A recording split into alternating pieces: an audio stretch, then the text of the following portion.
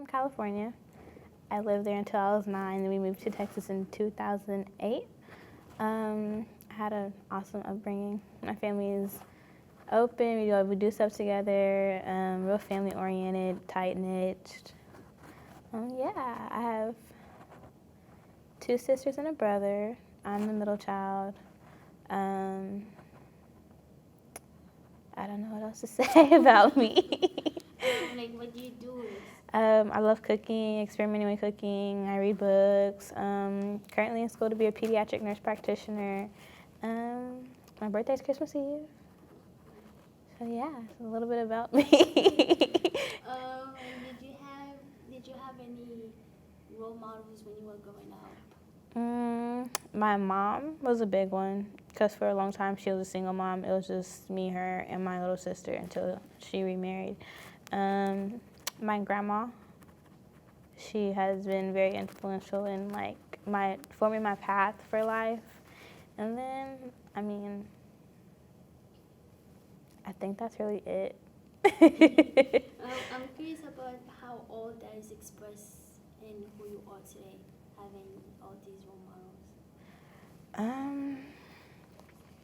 I'm different, and I mean by that, like, I'm analytical through a lot of things. I critically think. I will break down a situation before I react. Sometimes I can't act irrationally, as can anybody, but I feel like my mindset is different from a lot of people my age. So people my age are insisting on having fun and experiencing their 20s, which I am too, but it's also like I have to have this plan set so my foundation for life is set. Because if your foundation isn't set, then everything kind of tumbles down after that.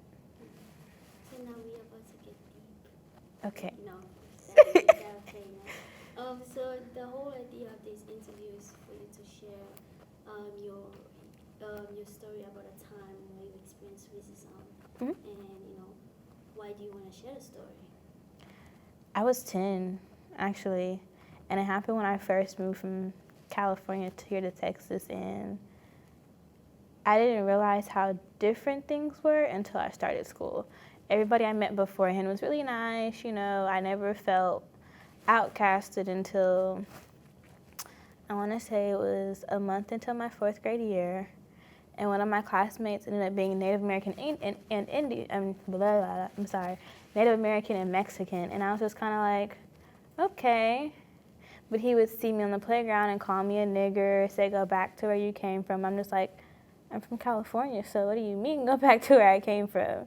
And a lot of times, like after recess, I would be line leader, and people would yell at me thinking, I'm crying because the teacher is yelling at me, telling me to go because we stopped. But it's really because not once in my life, out of the 10 years I was on the plane at the time, have I experienced any form of racism. Everybody in California, to me, was always sweet. You can say hi to anybody, you can go around the corner and chill with people you've never really talked to before. Like, it was a melting pot for me. So to experience that it was difficult.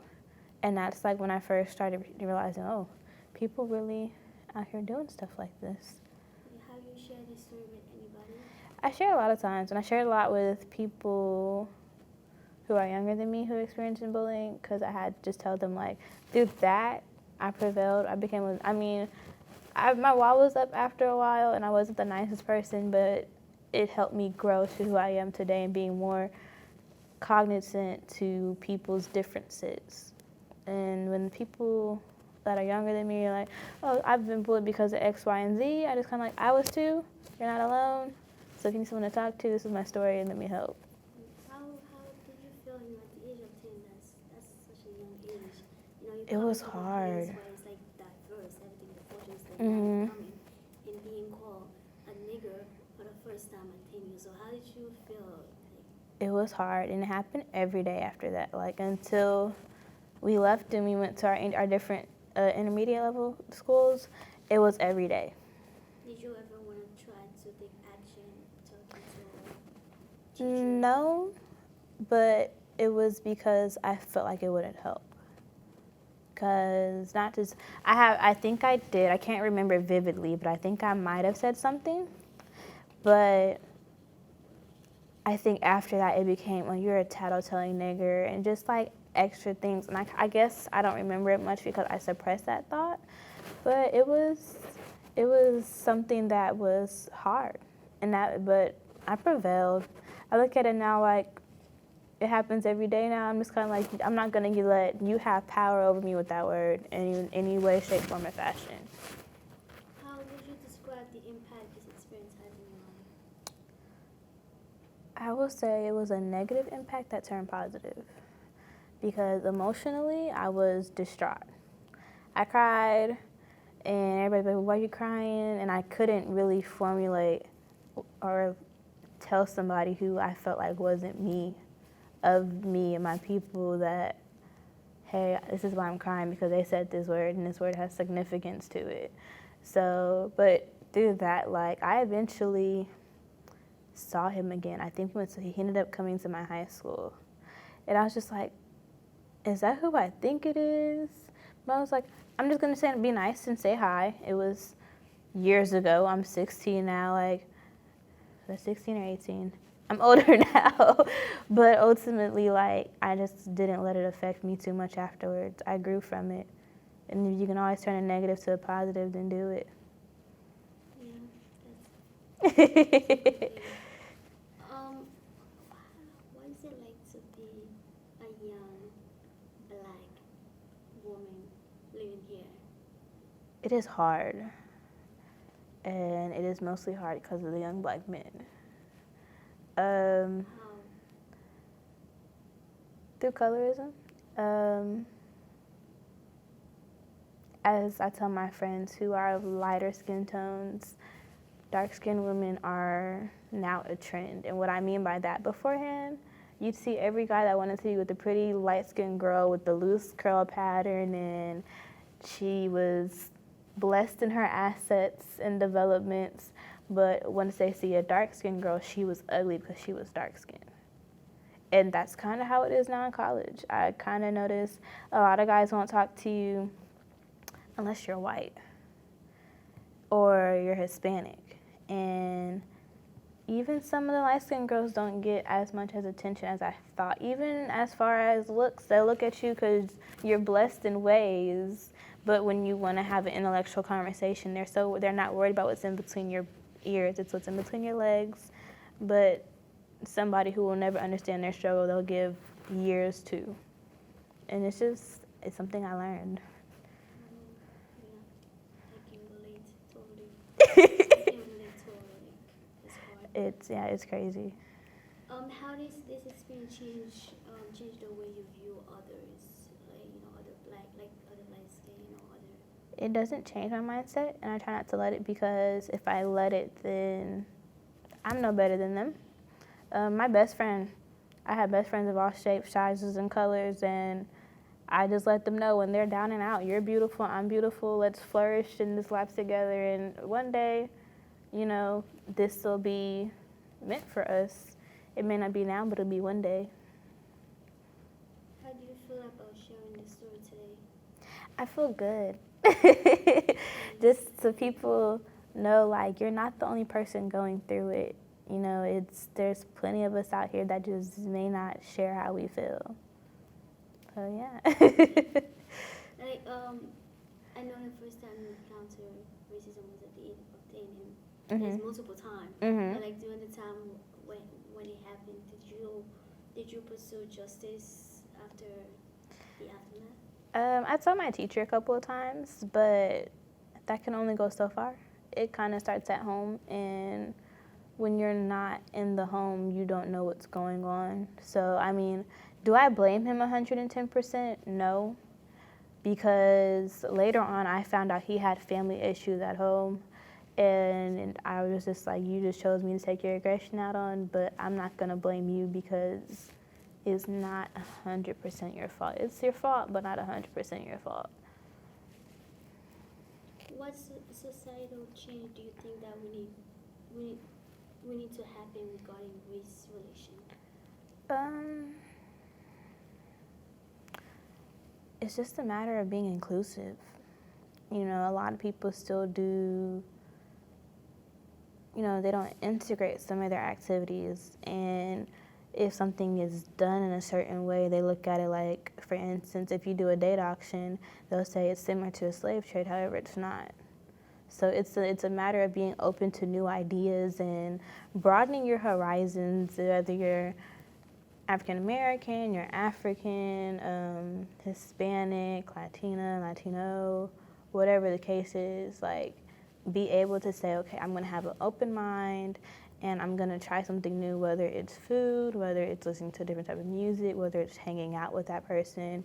It's opening your eyes to the world we live in instead of specifically our culture that we grow up in, which can be hard because, I'm currently in a psychology class and they just say that we look at the world in such a small lens because we look at it through our culture, through our upbringing. But if we broaden those horizons and we open our eyes and become more open-minded to things, you can see it from everybody's perspective and relate a little better.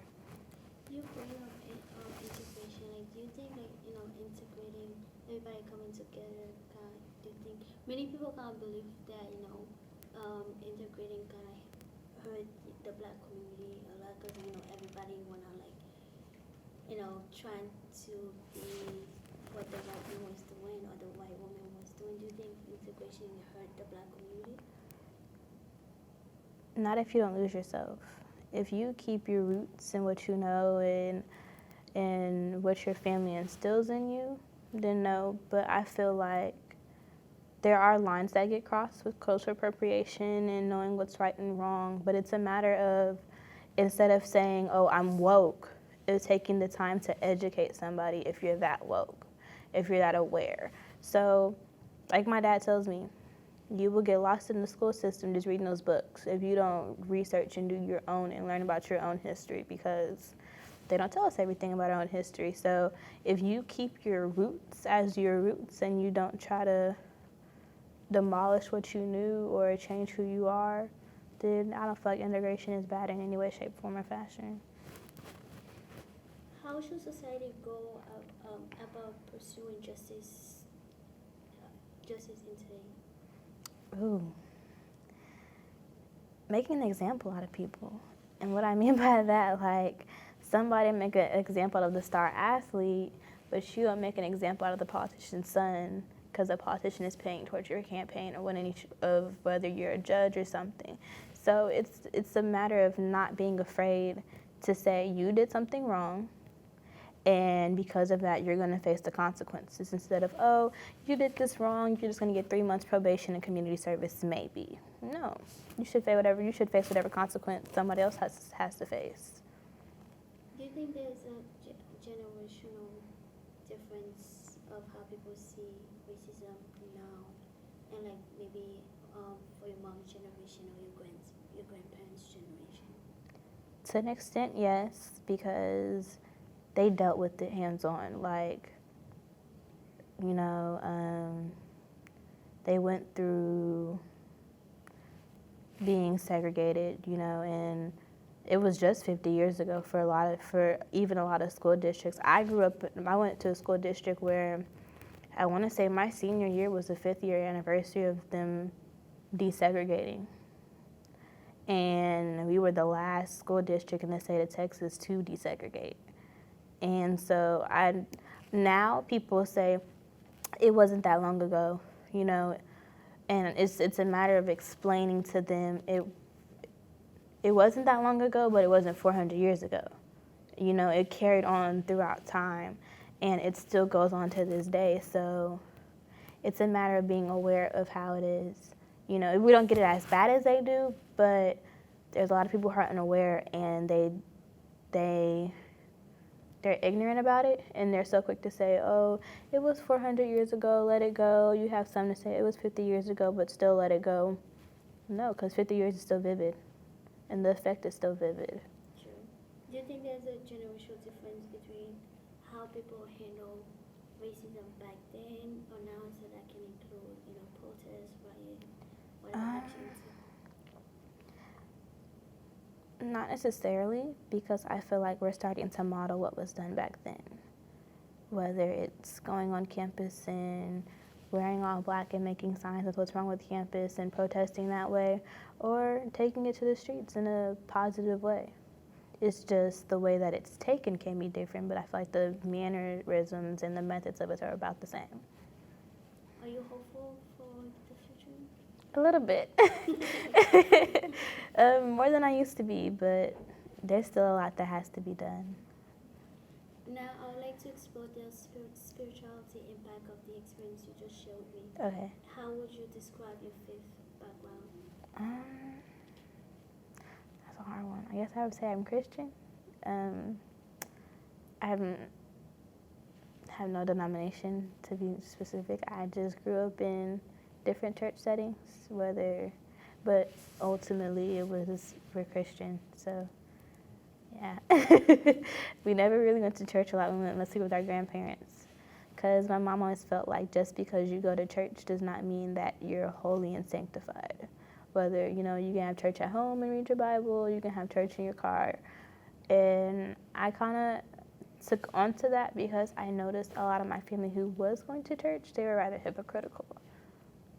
Yes, they were very hypocritical.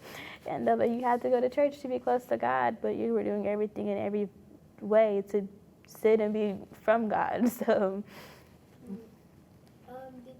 Did your faith had anything to do with you, going through racism or still going through, or back in? No. I'd say I do. I think about it more from a critical thinking standpoint, and I look at it like this: nobody thought about race or religion until religion came along. So I look at it more from a analytical and critical thinking standpoint than I do a religious standpoint. Do you believe there is a role for faith or church in addressing racism?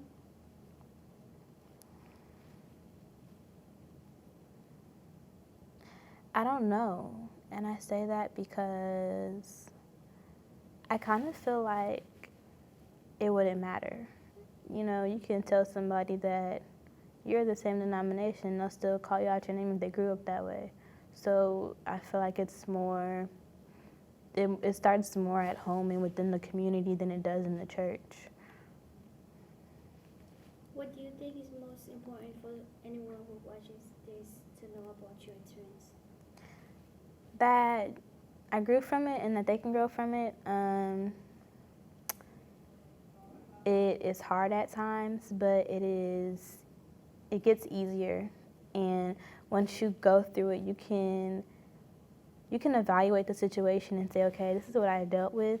And when it comes to dealing with it later, I can handle it in a certain way, so where I don't let it affect me how I let it affect me the first time. Because if you continue to give it power and give that situation, that word, those people power, then they'll keep going. And I learned that quickly in the 9 months I was in school, but I learned it quickly because he kept seeing me cry. He kept seeing that it hurt my feelings and that, it bothered me, and I go lay my head down or I'd stop playing at recess. But once I showed it stopped affecting me, he was like, oh, I can't get there anymore. So it's just a matter of fighting your demons with kindness, whether they're human or emotional or whatever the case may be.